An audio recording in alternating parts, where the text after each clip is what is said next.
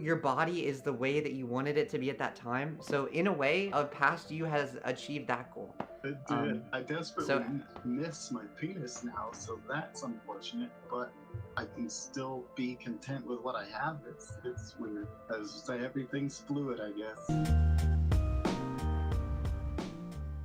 Thought that there was a possibility of hormone therapy and surgeries, although at the time when I discovered it, I was, like I said, like 26 years old or so, and testosterone had already done what it was going to do to my body at that point. So for the most part, on one hand, I was all excited about the potential to become the woman I felt I was, but then on the other hand, I look at myself and say, there's no way. I am clearly a man. I will never pass. And so I kind of put it off as a possibility for a while. yeah. Was it just like the kind of internal, oh, it's too late for me feelings? Or was there also like, I'm assuming there were fears about like your family and things, right? Oh, yeah. What are kind of some of the thoughts there? And also, just because I feel like I'm cheating because I've seen enough of your videos, but what was their reaction when you did come out? I've heard stories of people that are in churches that leave the church and then their families don't talk to them anymore.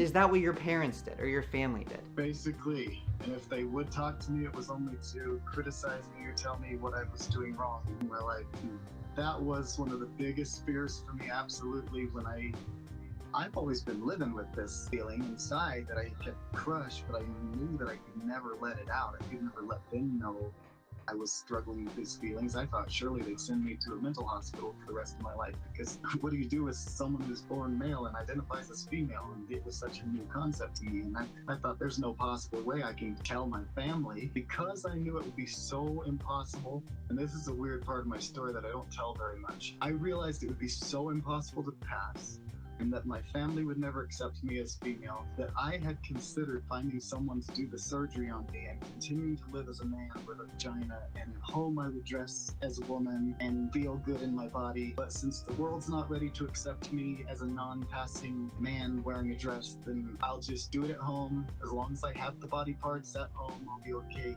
So I literally looked into figuring out how to have the surgery without going through all the actual transition part, because that was what was most important to me personally, was the body part. I thought if I had that body part, it would make me feel more like the girl I felt like I was. And so that was my ultimate goal, was to get that surgery no matter what. Yeah, that's very intriguing. Yeah, that's a little detail that I tend to forget sometimes and forget to talk about. The fact that I was willing to have the surgery without transitioning just because that was so important to me. As far as I knew, I would have the right body parts. It's an interesting thing now to live with, now that I identify as a man, that I have that part and I can still have sexual feelings about it. And so I can still pretend that I'm a girl when I want to, if I desire to get myself turned on that way, but I try not to, because I'm trying to realign my whole system back to my biology, which actually feels right now to me. And that's the weirdest thing, because I went forever believing this will never change. I am this way, I will die this way. And that's what freaked me out, is that it all of a sudden just changed. And then I find myself living as a man and identifying as a man, feeling like a man, but having the wrong body. That is weird. Yeah,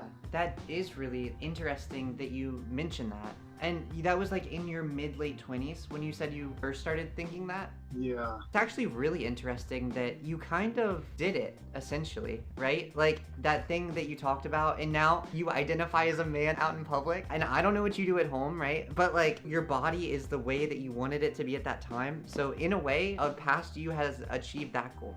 It did. I desperately miss my penis now, so that's unfortunate, but I can still be content with what I have.